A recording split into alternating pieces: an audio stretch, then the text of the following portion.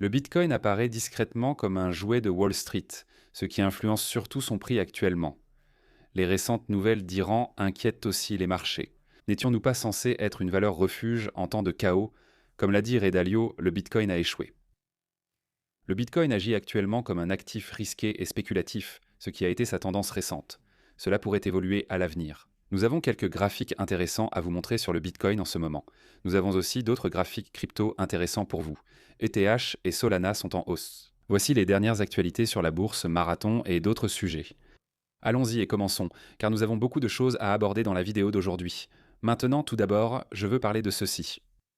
Les États-Unis ont attaqué une base militaire iranienne à Bandar Abbas, près du détroit d'Ormuz, aujourd'hui. L'Iran a mal réagi et secoué les marchés, puis a fait exploser des choses au Koweït. Le pétrole monte, les marchés chutent. Maintenant, les actions ont connu une hausse folle. Elles ont probablement besoin d'une petite correction. La crypto, elle, n'a pas connu de hausse folle, mais elle corrigera probablement si les actions corrigent plus fortement. Ce qui n'était pas génial pour nos portefeuilles qu'avec crypto, n'est-ce pas? Non, non, ce n'est pas le cas. Je vais aussi vous tenir au courant ici de ma position actuelle sur la crypto. Chris Berninski dit « Je ne crois pas que quelques cryptos prometteuses puissent conserver leur valeur alors que les principales seraient abandonnées durablement. Au contraire, je pense que les principales cryptos essaient de nous dire quelque chose et que les gens cherchent des raisons de ne pas écouter. » Ce qu'il veut dire, c'est que les principales cryptos nous montrent que nous sommes toujours dans un marché baissier. Nous n'en sommes pas encore sortis. Oui, il y a des actifs comme Hyperliquid qui ont eu de très bonnes performances à court terme, Zcash et d'autres aussi. Mais vous n'allez pas voir certains actifs crypto avoir une incroyable méga hausse alors que le reste du marché des crypto-monnaies reste dans une position baissière, ce qui est exactement notre situation actuelle.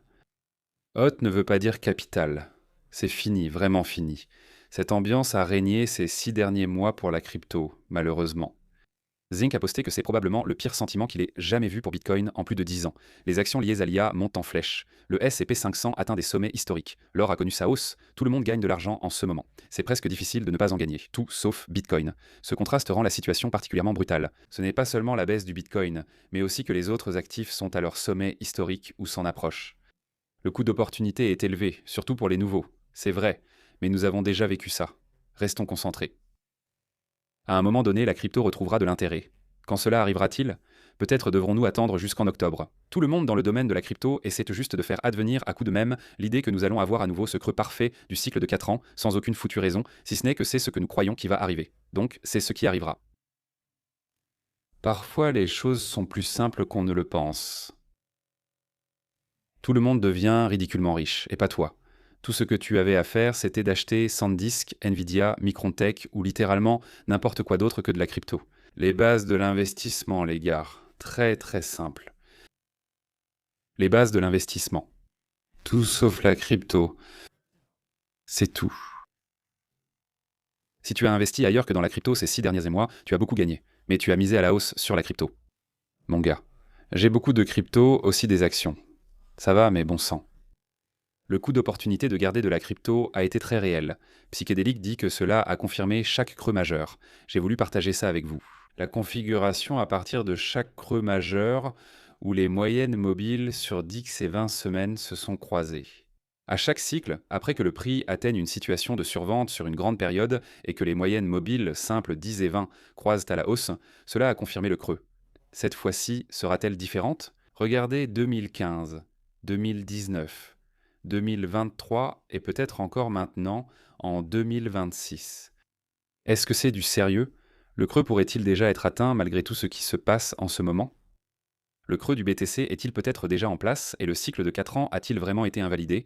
Eh bien, beaucoup d'indices suggèrent que le creux s'est probablement formé en février. Mais il faut accepter la réalité.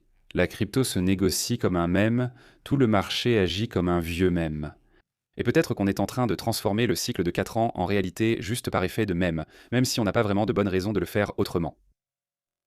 Abonnez-vous à la chaîne. Si vous n'êtes pas encore abonné, je sais que la plupart d'entre vous qui regardez ces vidéos ne sont pas abonnés. Ça prend juste une seconde. Cliquez sur le bouton d'abonnement. Comme ça, vous recevrez plus de ces vidéos dans votre fil à l'avenir. Merci beaucoup. Faites-le. D'accord. Journée brutale hier pour les sorties des ETF BTC, 733 millions de dollars sont sortis. Cela figure probablement parmi les 10 pires journées de sortie d'ETF Bitcoin de tous les temps. Le 18 mai, nous avons enregistré 648 millions de dollars de sortie des ETF Bitcoin, un mouvement brutal. Des milliards ont quitté le marché ces dernières semaines, dont 630 millions le 13 mai. Wall Street s'est repositionné. Wall Street voit le Bitcoin comme un simple outil de spéculation et spécule dessus à outrance, contrairement aux idéalistes. Lorsque ces flux d'ETF redeviennent positifs, le Bitcoin repart à la hausse. C'est dur de résister à ces milliards qui sortent, surtout quand Saylor n'a même pas acheté la semaine dernière, préférant racheter ses obligations. Saylor, allez, je comprends que c'est un choix financier logique pour lui, mais cela ne nous aide pas tout de suite, n'est-ce pas? Non, non, ça ne nous aide pas.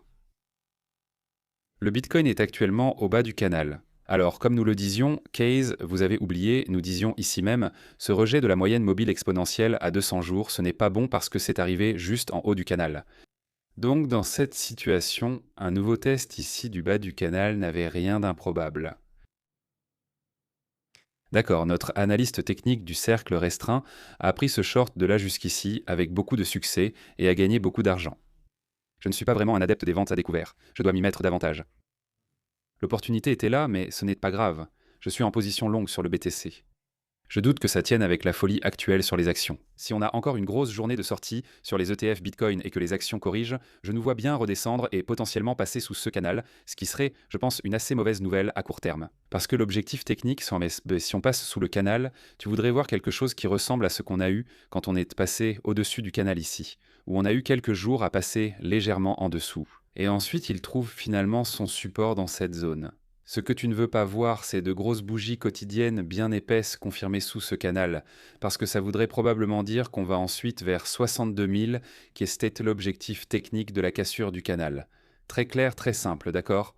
Bitcoin sur l'hebdomadaire, d'ailleurs, 68 000, 69 000 $, c'est là où se trouve actuellement la moyenne mobile exponentielle sur 200 semaines.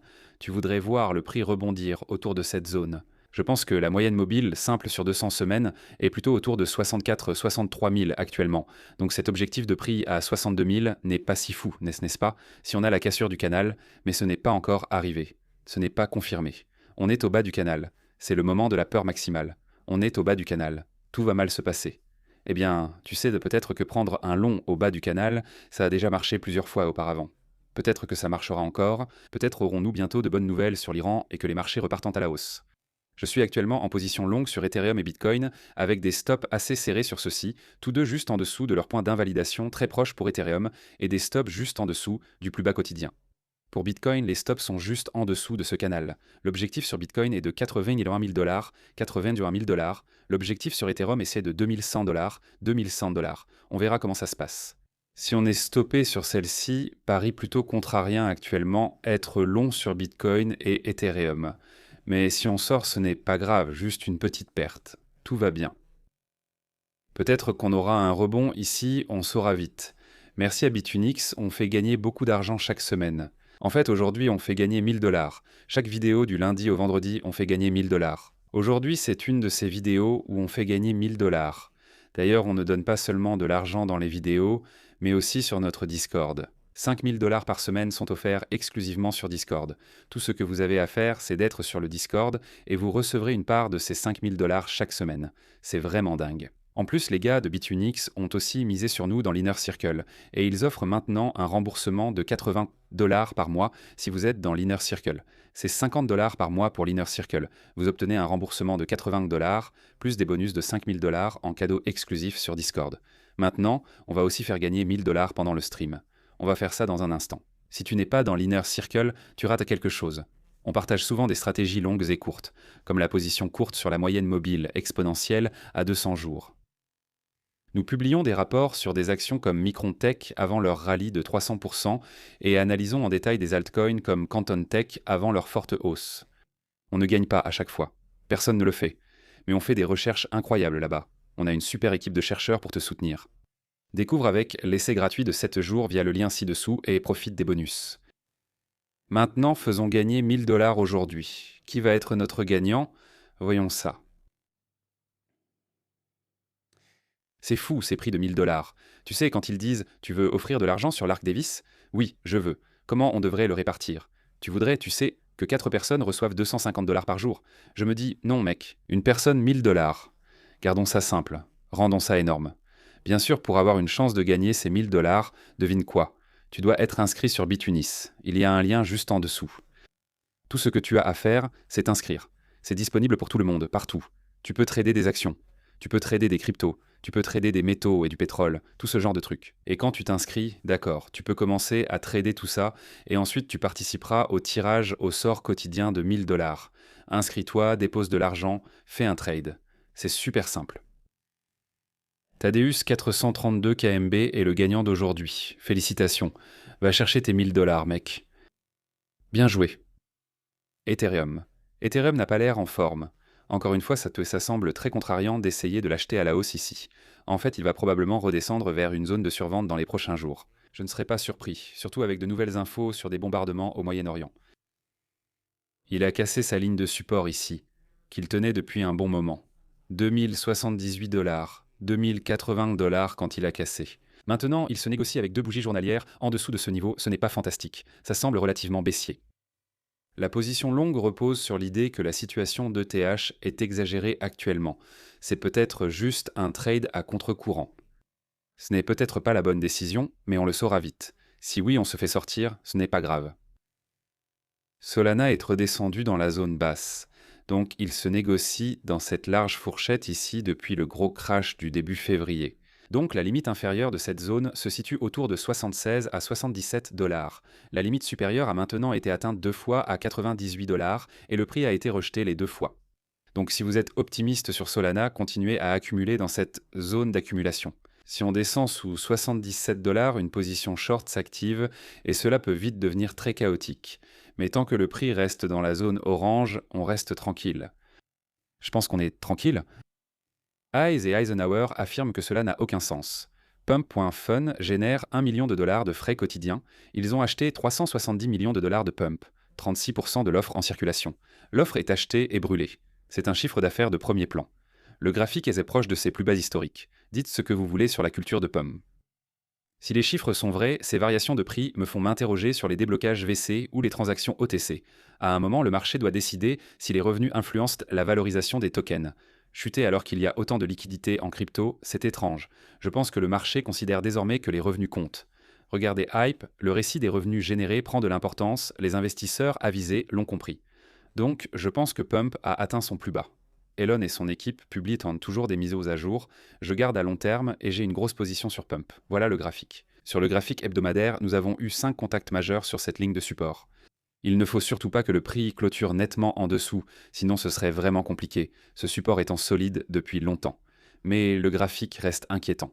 Tout cet argent qui afflue et ça n'a pas vraiment fait bouger le prix, ce qui n'est pas génial.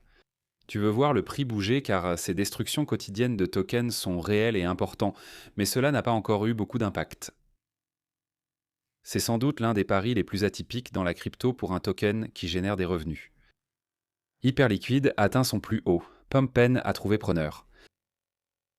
Hype commence à corriger, cette divergence baissière du RSI commence maintenant à se manifester. 50 $ est une zone qui m'intéresse. Je pense que j'envisagerai de prendre une position longue dans cette région. Je surveille ça et je vous informerai si je prends une position longue sur Hype vers 50 $. Q est en baisse de 0,75% par rapport à son plus haut historique, donc bien sûr, la crypto traverse un véritable Armageddon, c'est la chute totale. C'est un de ces moments où il faudrait appeler la crypto pour vérifier que tout va bien. Écoute, les marchés boursiers avaient besoin d'une correction depuis un moment. C'était complètement fou. Ça a grimpé de 32%. Je veux dire, c'est dingue, mec, c'est dingue. C'est un mouvement de malade. En fait, ça ne fait que monter, c'est fou.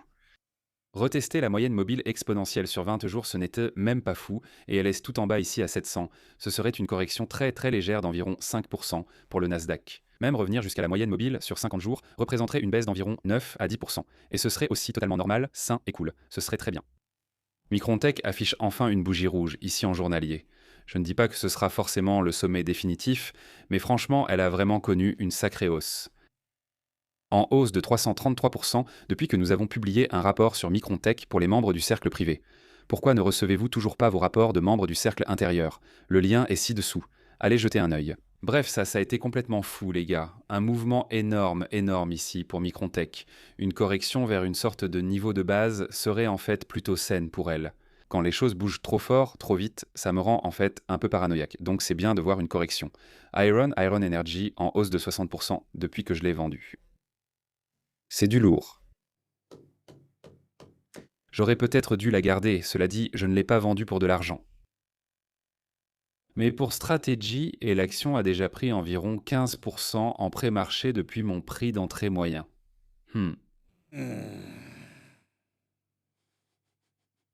Michael Saylor, pourquoi m'as-tu abandonné?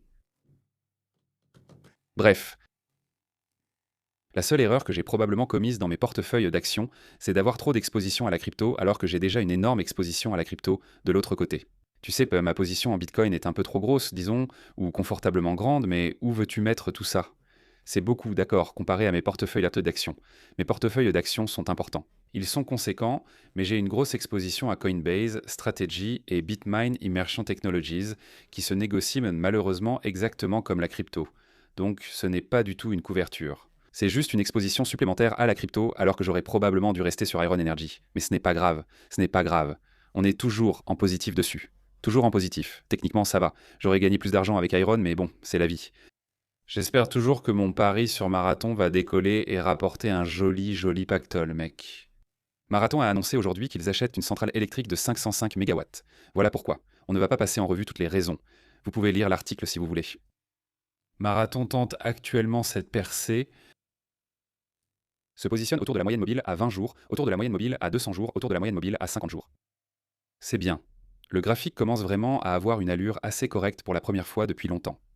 Voyons si cela peut tenir, car Marathon n'est plus vu seulement comme un mineur de Bitcoin, mais aussi comme une valeur liée au centre de données IA, et c'est ainsi que le marché doit le valoriser. Et cela pourrait connaître une hausse comme celle d'Iron, atteignant, je ne sais pas, 100 $ ou quelque chose comme ça. Je ne serais pas surpris de voir ça. Ça n'arrivera pas à court terme, c'est quelque chose qui se produit sur de nombreux mois. Mais si le marché continue de considérer cela comme une valeur liée au centre de données pour l'IA et pas seulement comme un autre mineur de Bitcoin, alors il y a un vrai potentiel de hausse, à mon avis. D'accord, c'est tout. Merci d'avoir regardé, abonnez-vous à la chaîne, au revoir.